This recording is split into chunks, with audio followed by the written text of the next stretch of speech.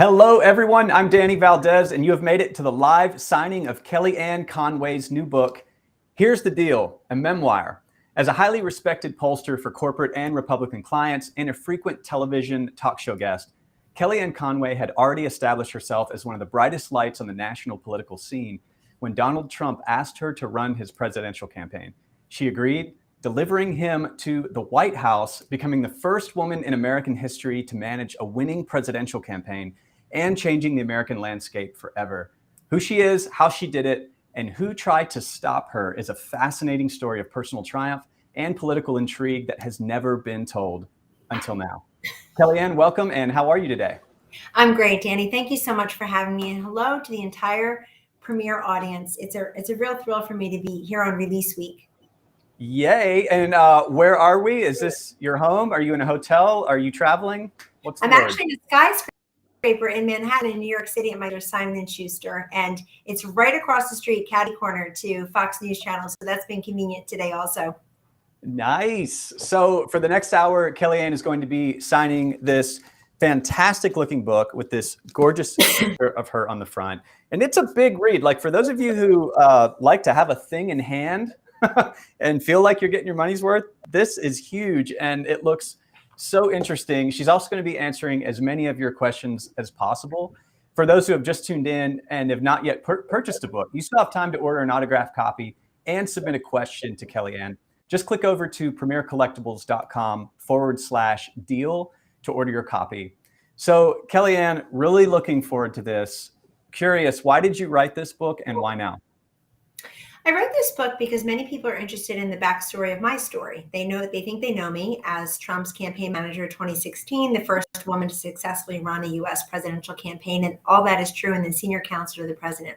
But maybe they don't know that my path has been very unique, finding myself in the middle of wild dramas and some traumas and then incredible opportunities.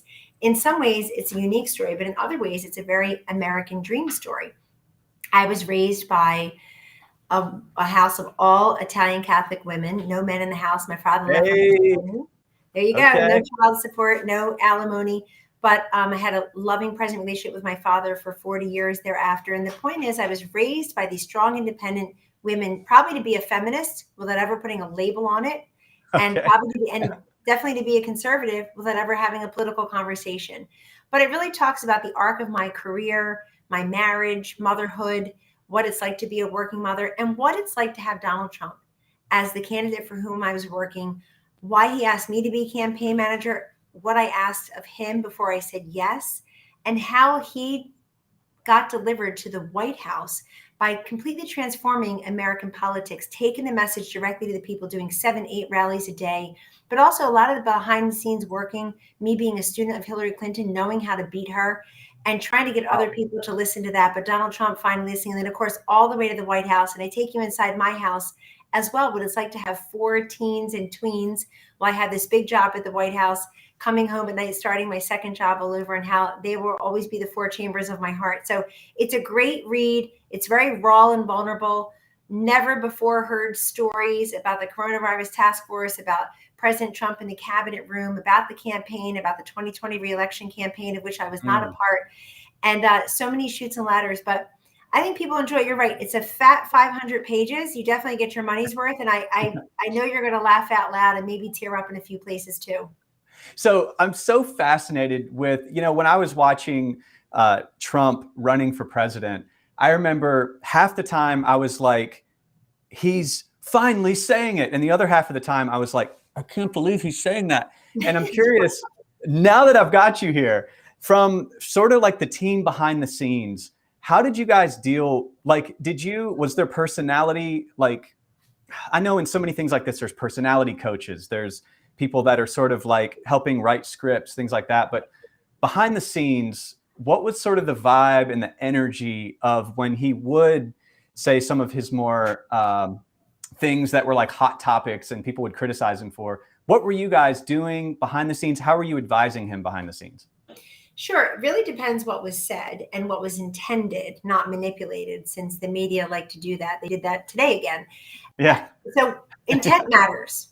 And if Mr. Trump as the candidate intended to announce a policy or lobbed one of those tweets or insults, then it's very clear what his intention was. And it wasn't my job. People think my job was to defend him. No, my job is to explain the policy or explain the results and the consequence to you and your family.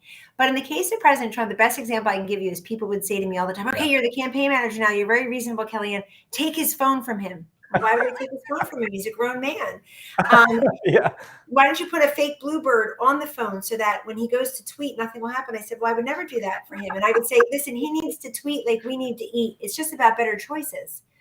Sometimes I eat a kale salad. Sometimes I finish the brownie pans with my youngest one.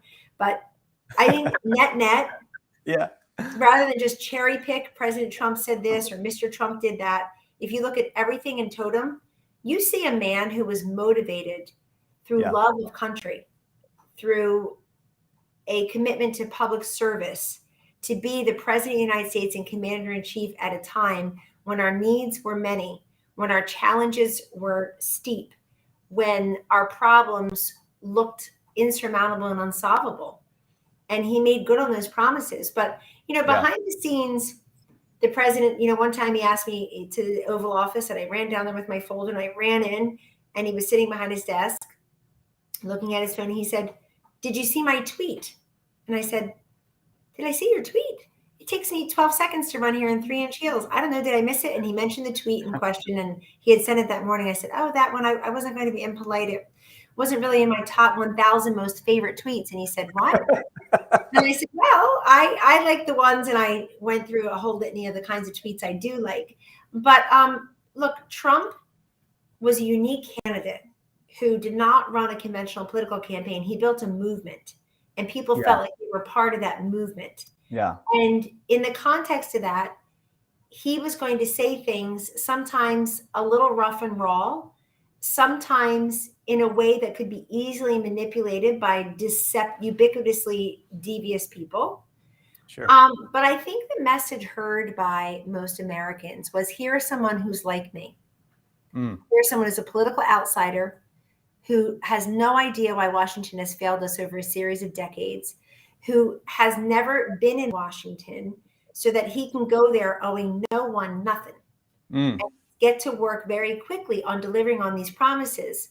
And in fact, did just that. So, but I love having President Trump as a boss. He's a great boss.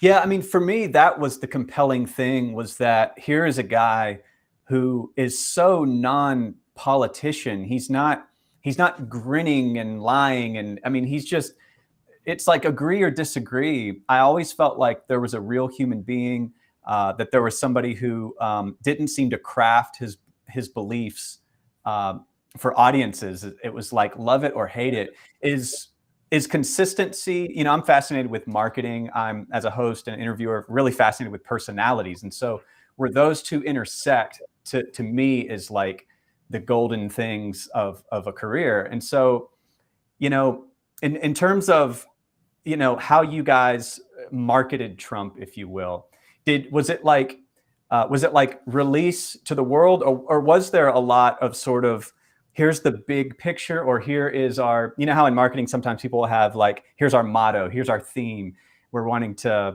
obviously make America great again, or whatever.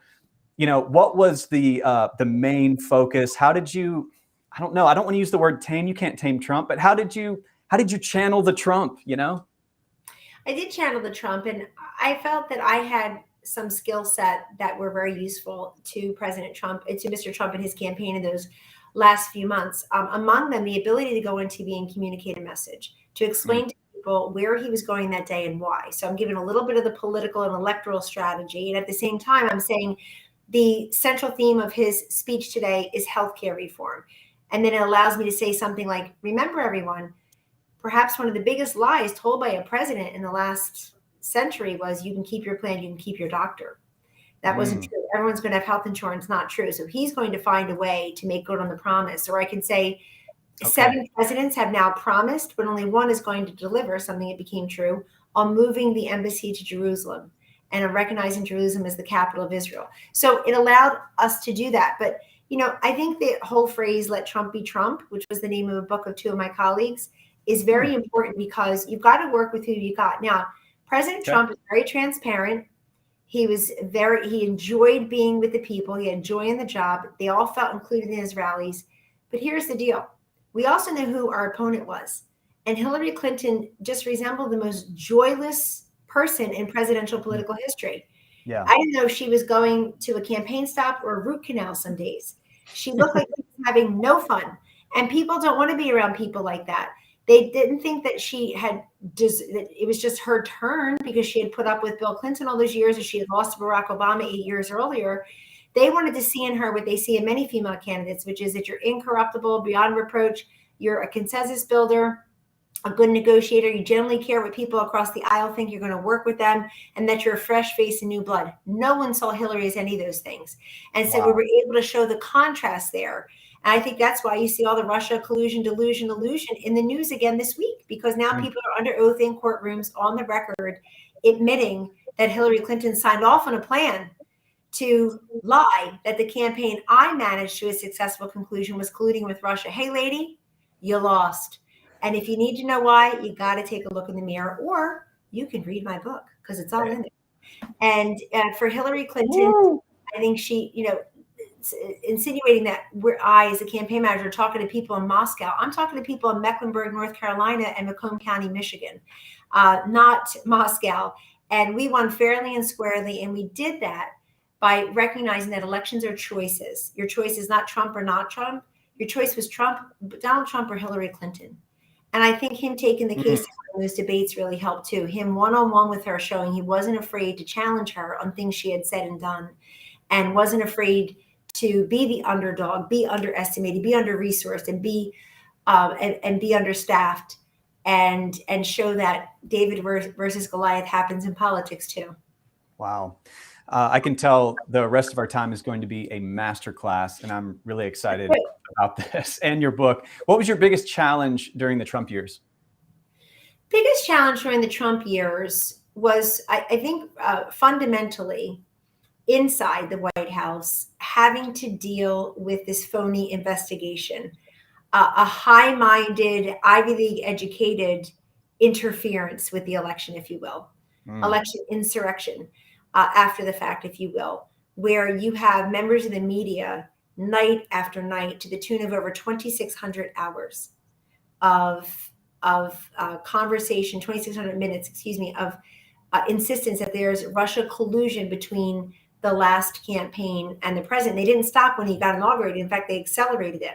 So think about how the diversion of taxpayer resources, of time and energy, of our ability to get things done and to communicate the messages. So if I went on a TV show or the president called the press into the Oval Office, or the press secretary was fielding questions in the Brady briefing room, you know what most of the questions were about? He would be there to talk about a healthcare initiative or a trade progress, and they would ask about Russia collusion. And so the challenge was really being able to cut through the noise like that, and then the silence where the mainstream media didn't really want to help us inform the public and equip the public. Look, I think the mainstream media's job is to get the story, but in the Trump White House, they felt their job was to get the president. Not only do they not want Donald Trump to win, and they didn't vote for him, they didn't expect him to win. So the shock and embarrassment is what really got these people's panties in a twist, if you will. They were embarrassed. They said that he couldn't win, Hillary couldn't lose, this fiction of electability. They relied on their phony polls for that. I think the media's phony polls and insistence that Hillary couldn't lose and Trump couldn't win was election interference. It was also hard for me to recognize that my husband of many years had all of a sudden changed his mind about Donald Trump, and I think by extension me. George was always very loving and very supportive of me having a career, and he encouraged, if not insisted, on me taking my shot in 2016 when Donald Trump offered me that campaign management job. The only person I told that day was my husband, George, and he did not hesitate. He said, Kellyanne, you are doing this. He can actually win with you. I've heard you give all this advice to all these people that never took it over all these years. He may actually do it. And George really stepped up at home, helping more with the kids and whatnot. And he would come to Trump Tower at night to help on the campaign after his own work was done. And there he was on election night, many months later, crying in his MAGA hat, very proud of his wife and very happy that Donald Trump had been elected president. Then we moved as a family, as a couple with young school-age children to Washington. George accepted an offer from President Trump to work at a very high level in his administration at the Justice Department. I, of course, went in the senior counsel of the president. George changed his mind. Listen, this is America. You can change your mind. Yeah. And you can change who you support for president. But it happened with such whiplash speed and without much warning that I almost couldn't believe it. I couldn't believe it when George, who was never a big tweeter, started tweeting. And eventually he has sent over 100,000 tweets, I think 80,000 or so before Trump left. So we all know where he stood on things, and he became a kind of a folk hero to the mainstream media who otherwise could never be bothered with him or about him. They shape-shifted him into whatever they needed. And he would never be asked about me on a television show where he was being put forth as a constitutional law expert or a political campaign expert or a psychiatrist, an armchair psychiatrist. He would never be asked about me, who actually worked in the White House, but I would be asked about him. And I think there's a triple or quadruple standard in that. Yeah. So that was not easy. Yeah. What was it like for you to get the offer, like the feeling at the time when you got the offer to work with Trump? Because I know what it's like when I hear, hey, Danny, would you be willing to work with this person or interview this person? And it's just like, oh, yes, like for me, it's such a moment in my life. It feels historic. How did it feel for you? Well, so long as you feel that way, Danny, you should keep this job. When people stop feeling that way, I told people in the White House the same thing. If you don't feel that you're the best person for this job, then don't do it. But I felt euphoric. I know I had earned my way into that moment. I had worked really hard plying my trade for decades. Danny, I wasn't 29 or even 39. I was 49 when Donald Trump asked me to be the campaign manager. I've been doing this for a very long time. Yet I still had some self-doubt, and I overcame that. And the other thing I did was I just kept talking. I kept talking and giving him more ideas. I said, keep going, go on. And I was basically telling Mr. Trump, the Republican nominee who could vanquish Hillary Clinton any day, that these are the things I thought he should do to win. And that when he asked me to be campaign manager, I said, I could do that, but there were 3 things I'd love for you to agree to if you could think about them. He agreed to them on the spot, but not everybody is that way. But I will always feel enormous privilege in having had the opportunity to be elevated where no woman had ever been elevated before, to the top of a Republican presidential campaign. And then, of course, where no woman had succeeded to actually manage a successful and winning campaign. But history has to show it was Donald Trump who put me there. He saw something different in me. America saw something very different in him. And it all worked out. Oh. That's so powerful. What do you think? This is I'm personally asking questions, and we're going to jump to the questions from people who have bought your book. I'm supposed to be signing these books. Am I supposed to be signing as you're talking? Yes, please, if you could. But don't personalize now. Don't write it to some of these people asking questions because it'd be hard to get it to them. One more from me though. What do you think are the top attributes for someone who's interested in being president of the United States? Great question. And that's something I've said from the beginning. We need a job description. I don't know why people come up with a list of folks and then try to fit them like they're the last piece in the jigsaw puzzle. Great Come point. up with a job description. What do you expect from the president of the United States? What should he or she possess in terms of personal attributes, professional experience, life skills? And that is the criteria I laid out when Jared Kushner asked me, and then President Trump asked me about his running mate, his vice presidential running mate in 2016. I said, don't come up with people. Don't give me a list of people. Give me a list of attributes that you feel would be most important. And in that way, Danny, then we're coming up with a job description, and America's interviewing for the job. These people are interviewing for the job vis-a-vis America. I think it has to be somebody who, first of all, has the energy and the wherewithal and the knowledge and experience, the candor and transparency. Somebody's got to have some humor, somebody who can get this country respected around the world again, who can secure our southern border, get our economy back to the place it was, where unemployment unemployment was low, jobs were plentiful, but also inflation wasn't hurting so many Americans and American families, American businesses, where our containers weren't sitting in oceans, and where You have Putin going into Ukraine, invading a sovereign nation. You have Iran licking its chops to be nuclear capable again. You have Israel imperiled because of all of the above. You have China with $85 billion worth of equipment and intelligence within its wingspan because of a chaotic, unnecessary, deadly pullout of Afghanistan that went against the general's advice. It's got to be somebody who's willing to stand up and say, our law enforcement and our military, our veterans need to be deeply respected and generously resourced. We need to teach our children in school to love America and each other, not to hate America and each other. It has to be somebody who's willing to listen to people, to not run a political campaign, but start a movement that is inclusive and that really, I think, appeals to aspiration more than frustration, to our better angels, not to all of our problems. And the other thing I would say, and this is hard, Danny, it's very hard, but people, please don't run for office, especially President of the United States, if you don't have the fire in the belly and you're not able to swallow bile in your throat. Because those are the proverbial fire in the belly is still important, but the bile in the throat, people will come at you. This is an enormous sacrifice of money, of privacy, of safety, of energy, of family time. Wow. But it should be somebody who is, people in politics you can run for president to do something or to be something. And it has to be somebody, Danny, who wants to do something. My goodness, I'm having so much fun. I want to take a minute to say that this is a special edition book in that it's actually autographed by Kellyanne. So if this would make a great addition to your collection or a great gift for somebody you know, just head to premiercollectibles.com/deal before they are sold out. And don't forget, Premier has an E on the end because we like to make things complicated. No, we don't, but it does. Great beach read, great Father's Day gift, great graduation gift. Really, look at this sucker. Look at that. It's its own doorstop. It's its own door. You don't even need to wedge it. Now, you mentioned your husband with a hat crying at the inauguration. Is that right? And that photo on election night, but he certainly was there at the inauguration too, which was my 50th birthday. There with our 4 children and my mom and extended family. There it is. Yes, that's the election night hat. There we are celebrating, and there he is taking the picture of Donald Trump on the phone with me at 4:30 a.m. or so after he wins, and offered me press secretary. And at the bottom, right?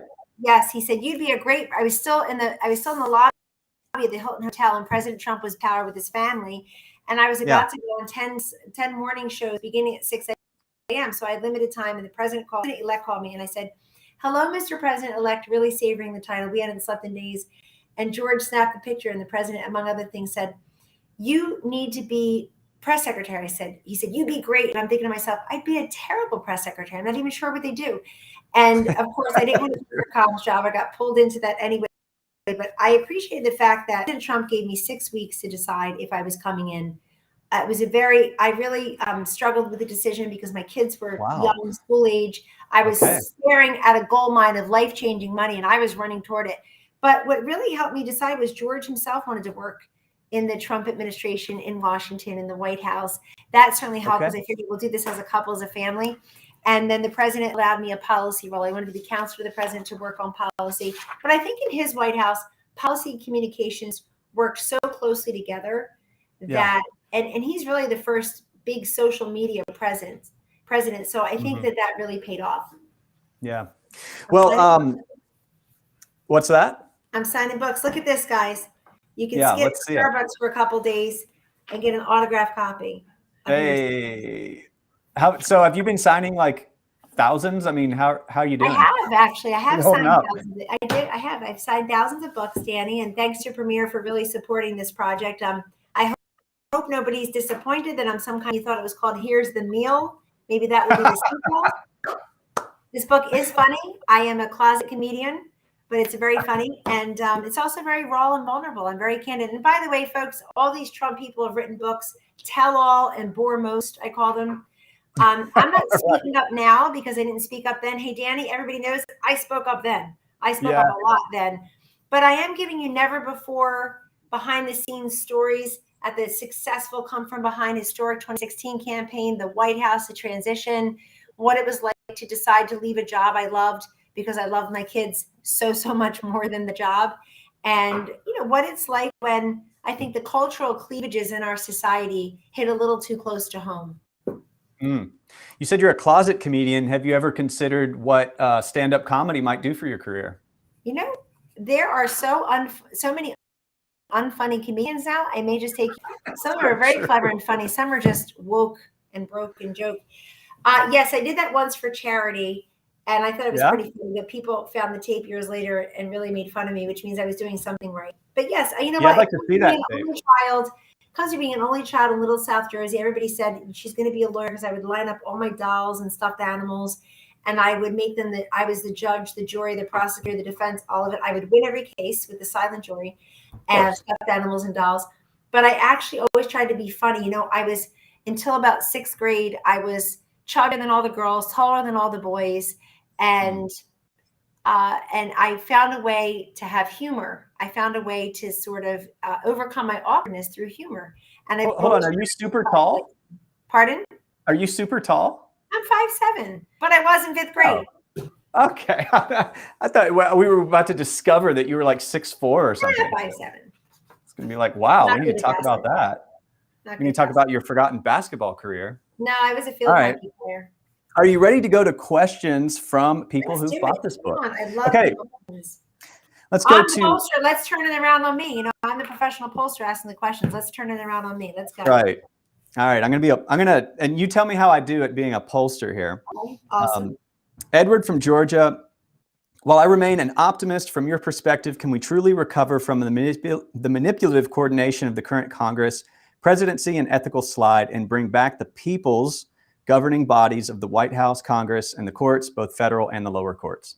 Wow, that's a good one, Edward. And I know you've got big primaries on the ballot just tomorrow in Georgia and big elections for everyone in the fall. I'm very pleased to see the record turnout in the Republican primaries, the early vote and the day of voting, because I think it is indicative of what the question you've asked. People want to make sure that we don't have one party rule in Washington, D.C., because they see the disaster that has wrought. For all the talk about unity and bipartisanship, other than some infrastructure bill, the most bipartisan these Democrats have been was in impeaching Donald Trump.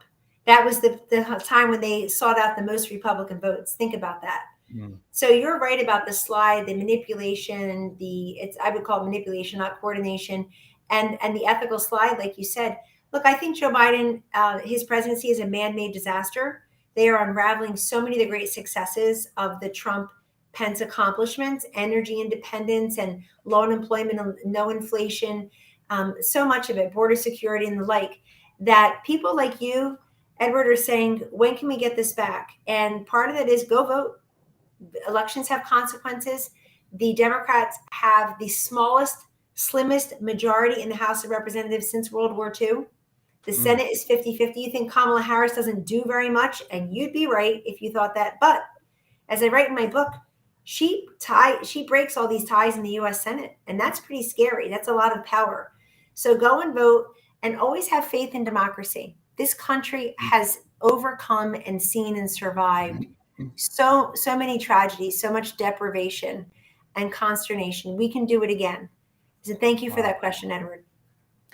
Thank you for saying to believe in democracy. I think a lot of people, young people, are a little burnt out by what they call political theater, and that almost, I mean, I even have friends that wonder if it's even all real. You know, is this a show or is this real politics? And, you know, the more I work with people like yourself and talk with people like yourself, I get stronger and stronger in my belief that, no, this is real and you can make a difference. You can show up. Your voice matters.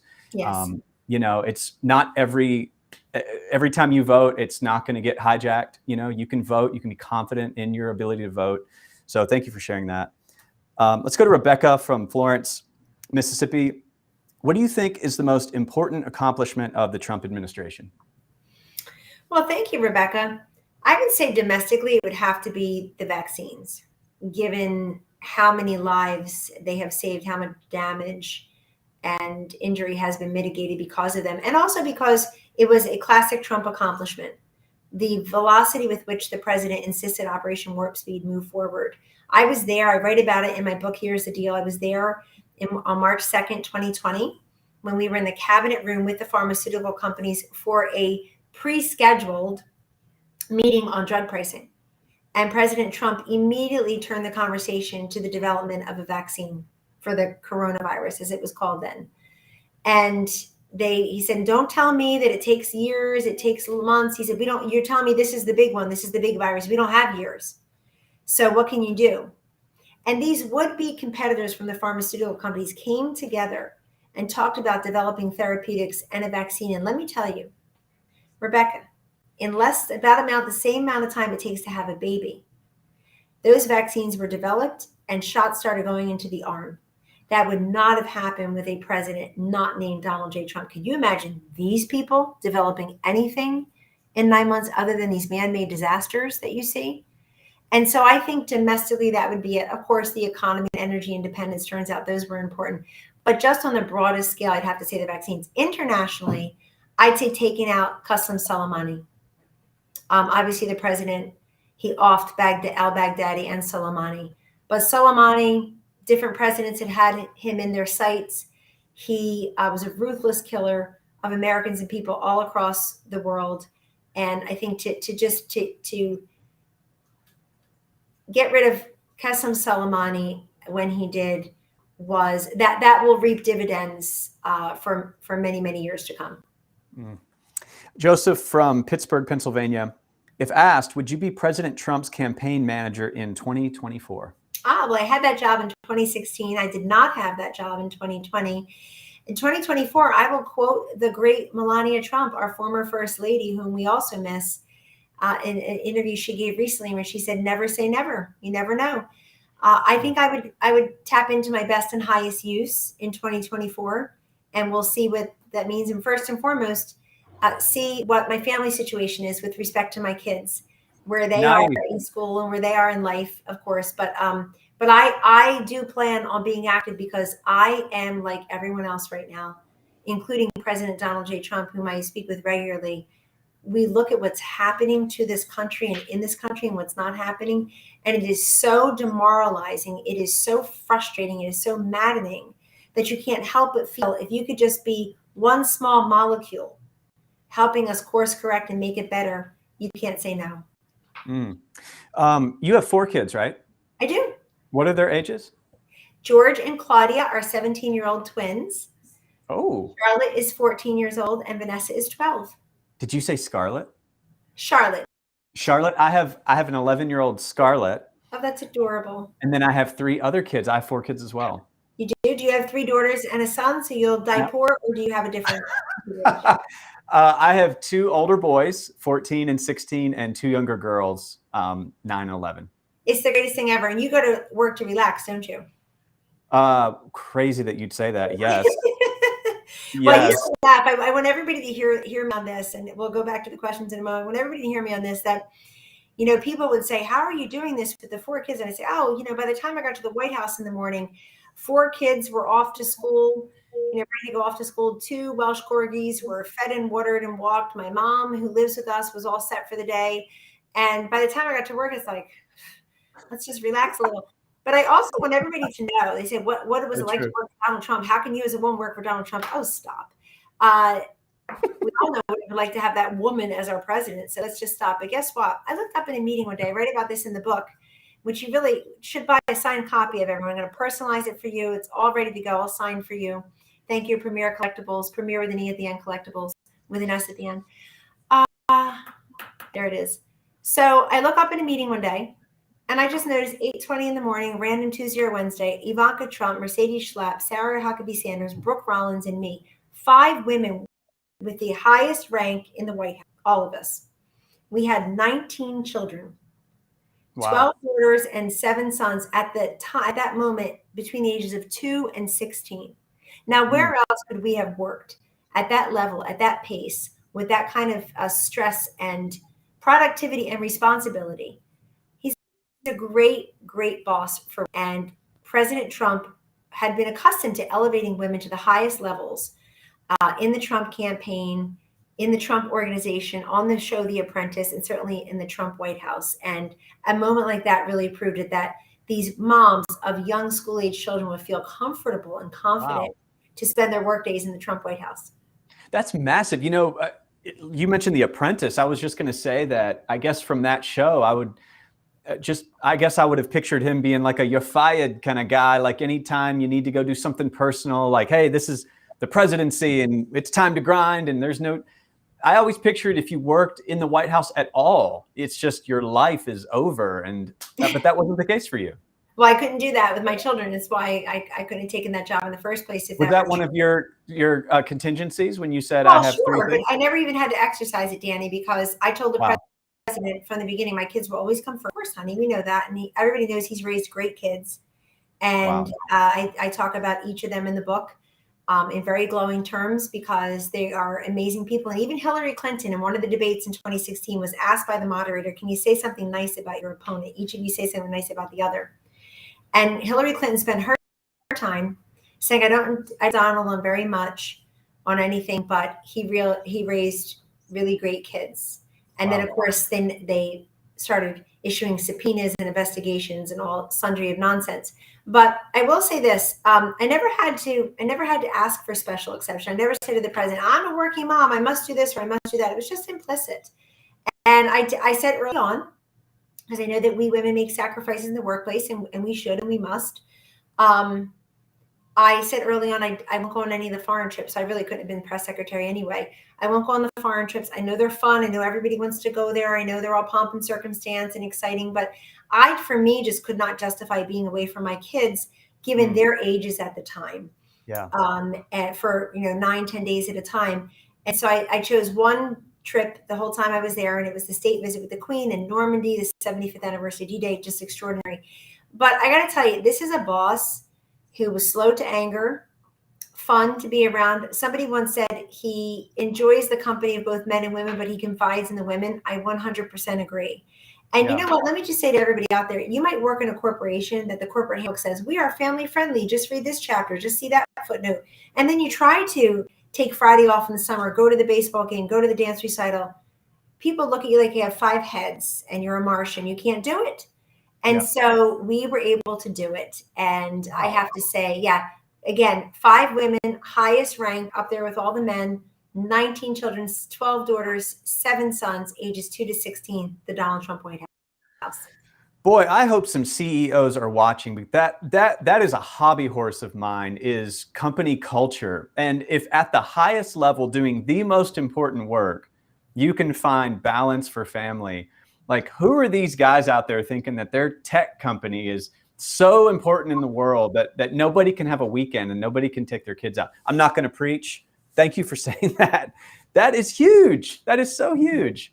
It's so great to know. Okay. I'm going to go to Nicole from Arizona. Did you always feel like you had your own voice and that your personal opinions were welcome and considered in the White House? I think you'd say yes, based on what you just said. I would, but I appreciate the question. I can understand why you'd ask, because I don't think that should be presumed or freely given. It needs to be earned. The thing I can say about President Trump is that he always listened. I was always heard and always listened to, even if he didn't follow the advice, he went his own direction. Guess what? He got elected, I didn't. And counselor to the president meant exactly that. Nicole, Danny, and others, it meant exactly that. It meant that the president is asking me, not just my opinion, but for me to go suss out the facts, the figures, for a team of us to properly brief him and make sure he understood all of the competing priorities, all of the consequences and options that may inure from a particular decision and consideration. And I always felt that I was heard. And it's funny, I read some of the, well, I don't read the books, but I see excerpts from some of these books that come out of people who are speaking up now. It's like, well, many of you refused to speak up then. And in fact, when I did hear you speak up, it was always, yes, sir, or nothing at all. Oh, Kellyanne, can you tell him? Oh, you go do that. Well, I spoke up then, I'm speaking up now. And I think if you have a big job like that and the taxpayers are funding your position, there is this reasonable expectation that you participate fully. Even, as I say, you lose a couple debates. There's a couple of tussles between President Trump and candidate Trump and me that are outlined in the book. I mean, one where we're going up the stairs of Trump Force One on the way to Gettysburg in late October 2016, where we're really, it's unlike me to be so non-deferential, really having words about the election. And then I think the most prominent example happened on about May 4th or so, 2020, in the cabinet room when we were having an argument about whether to take the Affordable Care Act repeal all the way to the United States Supreme Court. And I delivered my opinion on that passionately. I was clearly a minority in that room. There were 20 of us, to the extent, I mean, maybe 7 of us spoke up, the other 13, or no, just, I guess they're part of history, part of the seat. But I went to a different meeting about 2 hours later in the Oval, and the president said, "Wow, did you see Kellyanne? She was really passionate about that." He said, "Did you change your mind?" I said, "No, sir, I haven't changed my mind, but I respect that you're going to go in a different direction because you won and you're the president, and I will help you make good on that on those promises." But that's the kind of thing being heard. And when people say he doesn't listen, he only wants a bunch of yes men, yes women. No, he doesn't. Obsequiousness, a bunch of brown nosers bores Donald Trump. Why? Because then he doesn't know where he stands with you, and he didn't learn anything new from you. He wants to hear that. He doesn't just want the light. He wants the heat. He wants to hear about it. And he's always very upfront about that. Wow. Susan from Little Rock, do you think if you had remained on Trump's second election, he would have won? It's possible. There were many things in 2020 that were beyond normal control. Mail-in balloting, ballot harvesting, people voting, more people voting in more ways over time than ever before. No more election day. It's like election season, election trimester.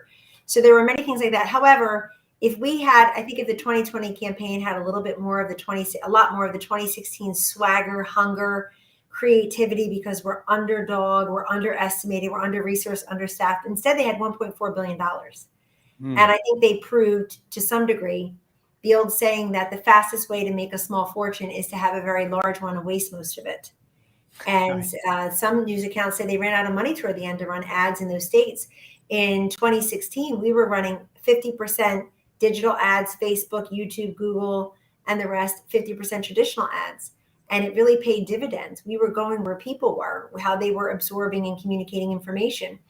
Also, I just think that you have to understand the principle. And I had worked strong and long with President Trump to the point where I understood how he liked to operate. I understood what his priorities were, what he was willing to do, what he enjoyed doing as a candidate, and how to really knit together the record of accomplishments that he had put forth in the White House, and then his vision for the future, which also needed a very robust and consistent response on COVID, since that was the biggest news story of the time. But I certainly wish that the people that, Brad Parscale got fired as campaign manager late in the game. President Trump and Jared, who had put Brad in that job way too early, they fired him late in the game, and Bill Stepien took over. And I think there was a lot of early voting happening while the president himself had COVID, when the second debate had to be canceled. So many different things happening in 2020. But the net effect is 2016 vintage Trump, circa 2015, 2016. That's the kind of campaign that, without COVID stopping the rallies and everything else, that's the type of larger campaign that connected with people, that got people to come out. And if President Trump were to recapture that along with his policy accomplishments, you can fully understand why he's seriously considering running again. Kathy from Ohio, what is the biggest takeaway you want your readers to gain from your book? That I come from a small town in southern New Jersey, farmland, raised in a very unconventional household, and that the American dream, the promise of America, belongs to each and every one of us. And it is our own moxie, hard work, ingenuity, and a little bit of luck that really propels us forward or keeps us standing still. I also want people to understand that when folks label you and don't really want to get to know you, they're missing the essence of getting to know themselves a little bit better along the way. It's so easy to judge a book by its cover, so to speak, Danny, and it's so simple to just dismiss people and denigrate them and deny them sort of entry into your heart or your thought process or your life. That's a mistake. We need human connection more than ever. And I'll tell you what I tell my own children. If you talk to somebody for just a few minutes, you find out what you have in common. You find out what you disagree about too, but you find out what you have in common. We need those human connections again. But I write about, this is my story, and I'm 55 years old, so a memoir at my age seems maybe a little young because God willing, I have decades of life in front of me, but people are always interested in my story. They know bits and pieces of it, and they want to know the person behind the person who was behind the person. And so here now you have it, and it's 500 pages. I think it's intense in some places. It's a breezy read in other places. I also try in my book to go, all of chapter 30 is called Russia, Collusion, Illusion, so that people understand something that's in the news right now. Also, my book is what happens to the 74 million Trump voters who were not at the Capitol on January 6, 2021? What becomes of them since the media wants to mix everybody together? What happens to the way we voted in 2020 when you had Zuck bucks in 92% of the precincts Biden won had at least $400,000 in these grants? What happens with ballot harvesting, with no voter ID, with chain of custody? I mean, we have to ask these questions so that people have faith in democracy, in their vote, in America, and the institution of the presidency. And I frankly give you a little sneak peek of how to win it all again in 2022 and 2024, because we need to do that. We need to come together and talk about policies, not personalities. Talk about time-worn, timeless principles, and not today's politics. And then how we do that. Also, what it's like to be dissected on national television. What it's like to become a household name, which is my first name, even though I never asked for that, expected, necessarily wanted it. And what it's like, particularly to be a woman in a conservative Republican presidential White House, talking to the president, the vice president on a regular daily basis, and being in the middle of a decision-making system that has so much impact and consequence for this amazing country and its beautiful people.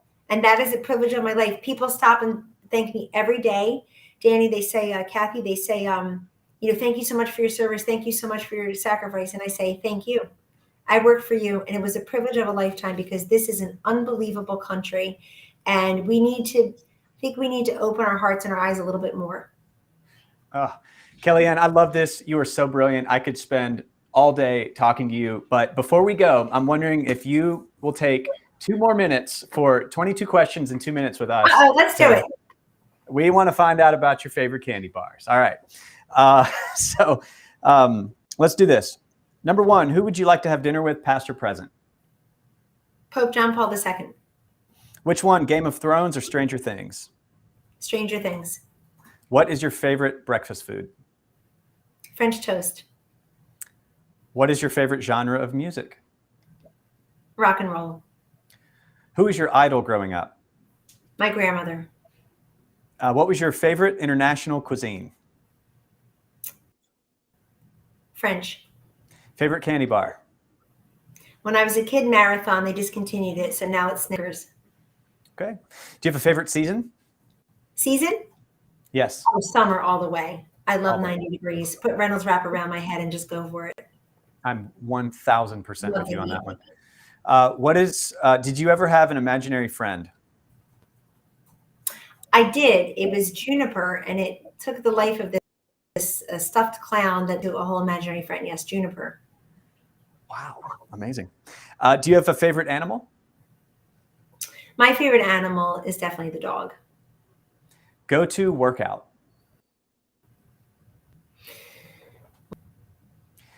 What do you never leave home without? My keys, because I couldn't get anywhere. Do you have a favorite superhero? I'd say Wonder Woman, because I know the real Linda Carter in life, and she's a true badass. Nice. Favorite time of day? The morning. Have you ever ridden in a hot air balloon? I have. Favorite board game? Scrabble. What are your favorite pizza toppings? My favorite pizza toppings are pepperoni, mushrooms, and extra cheese. Do you have a favorite teacher that could be past or present, living or dead, spiritual or otherwise? I do. I would say Sister Armanda in the 3rd grade. Okay. Do you like movie popcorn with or without butter? With. Who is your favorite author? My favorite author is, well, now it's Kellyanne Conway. Here's the deal. As of tomorrow. Just kidding. Just kidding. Mine too. Interestingly enough, as of today. As of today. If you want a signed copy, go for it.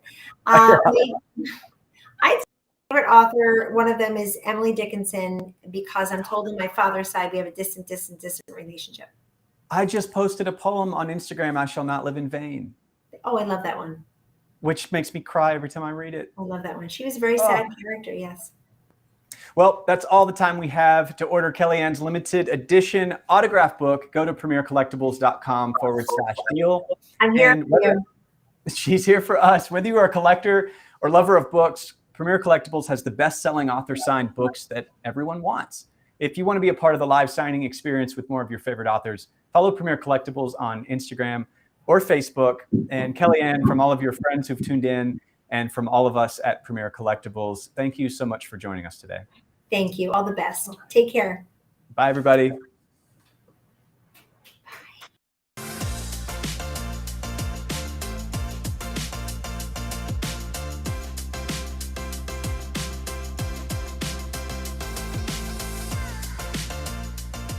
Hey, this is John Acuff, New York Times best-selling author of 7 books and someone who's done a live signing. If you like the one you just watched, make sure you check out our YouTube channel. It's full of amazing authors having great conversations and signing books for viewers just like you. So make sure you subscribe, and thanks for watching today.